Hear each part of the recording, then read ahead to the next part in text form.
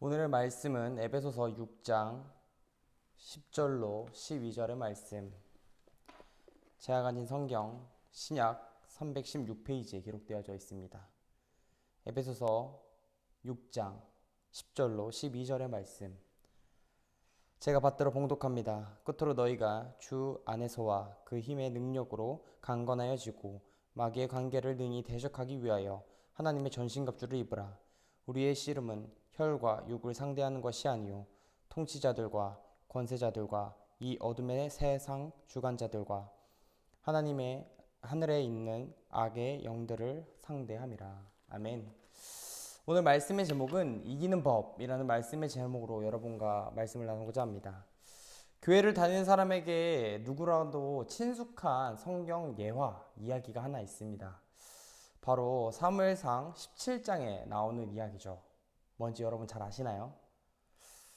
네, 맞습니다. 바로 다윗과 골리앗의 전투 이야기입니다.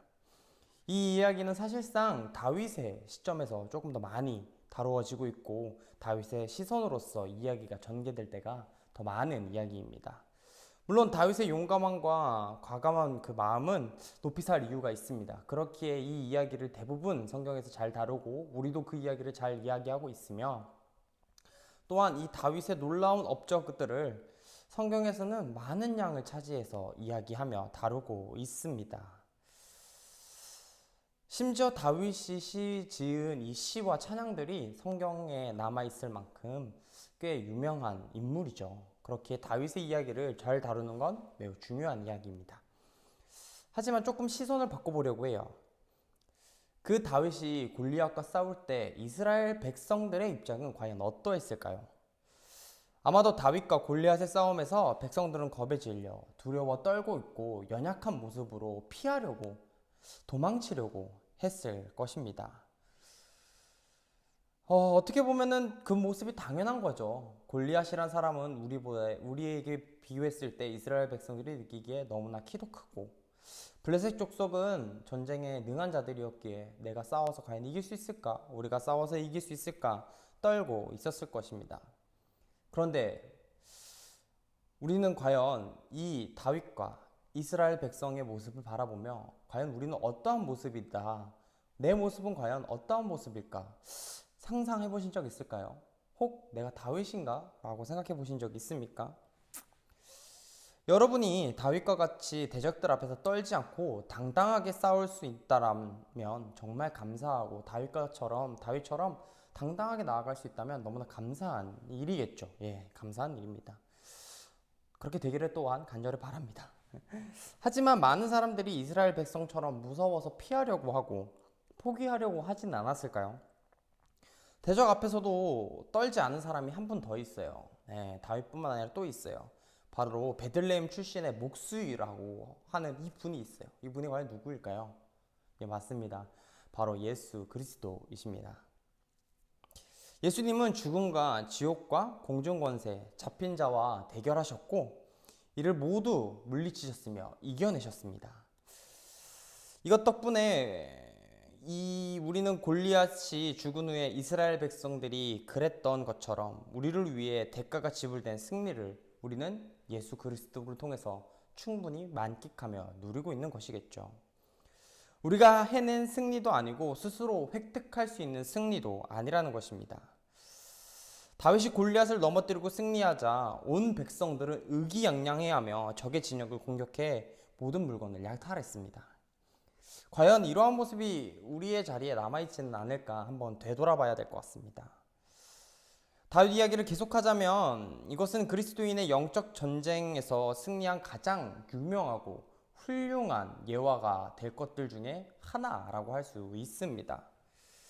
우리는 승리를 위해서가 아니라 이미 승리한 위치에서 싸우게 되는데 말이죠.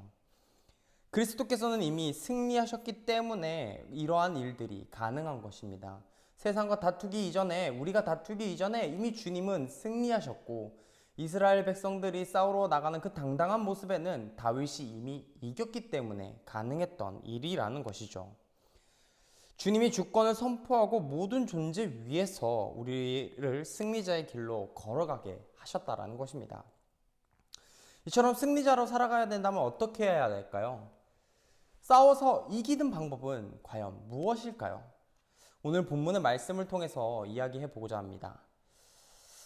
악한 것은 우리가 무엇을 가장 좋아하는지 잘 알고 있습니다. 인간이 같은 실수를 반복하는 이유에도 이러한 이유가 있다라고 할 수 있겠죠. 사람이 살아가면서 절대 같은 실수를 나는 반복하지 않을 거야 라고 장담하며 살아가지만 대부분의 사람들이 계속 무너지고 실패하는 이유도 악한 것이 우리가 무엇을 좋아하는지 가장 잘 알고 있기 때문입니다. 우리가 가장 고군분투하면서 죄와 싸우고 있는 이유도 죄가 악한 것이 우리가 무엇에 쉽게 무너지는지 또한 잘 알고 있기 때문입니다. 그것은 우리에게 좌절감을 안겨주고 실패했다라는 상실감에 사로잡히게 합니다.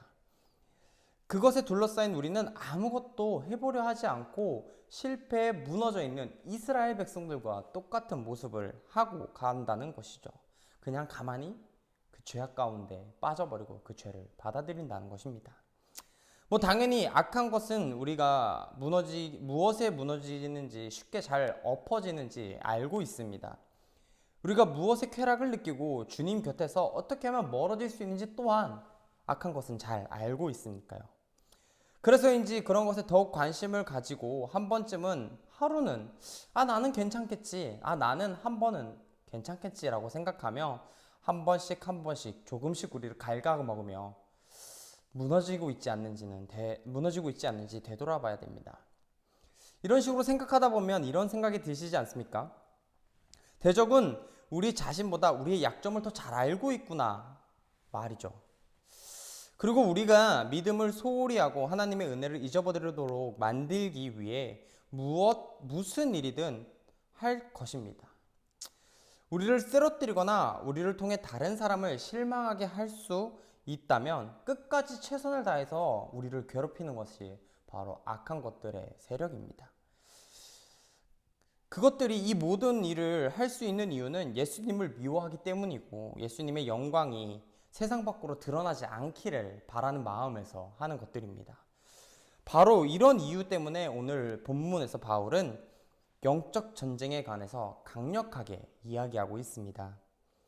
태연하게 있을 문제가 아니라라는 것이죠. 내가 갉아먹히고 있는데 나는 조금씩 갉아먹히고 있는데 아무것도 모른 채 가만히 있지 않아야 된다는 것입니다. 사도 바울은 이렇게 경고합니다. 근신하라 깨어라 너희 대적 마귀가 우는 사자같이 두루다니며 삼킬 자를 찾으니 라고 이야기하고 있습니다. 베드로전서에서 이야기하고 있어요. 바울은 오늘 본문에서도 이와 비슷한 이야기를 했습니다. 그렇다면 우리는 우리 주변에서 항상 유혹하고 있는 것들에 대해서 어떻게 하면 이길 수 있을까요? 어떻게 하면 다윗처럼, 하나님처럼, 예수님처럼 당당하게 싸울 수 있을까요? 첫 번째는 현실을 인지하는 것입니다. 누구와 싸우는지 모르거나 적군이 어디에 있는지 모른다면 제대로 싸울 수가 없습니다. 이런 말이 있죠. 지피지기면 백전백승이다. 적군의 특징과 그들의 위치를 아는 것이 승리의 가장 큰 핵심 요인일 것입니다. 여기서 바울은 우리에게 매우 중요한 사실을 알려줍니다. 여기서 말하는 대적이 누군지를 알아야죠. 적이 누군지 알아야 되니까요. 바로 마귀라는 것입니다.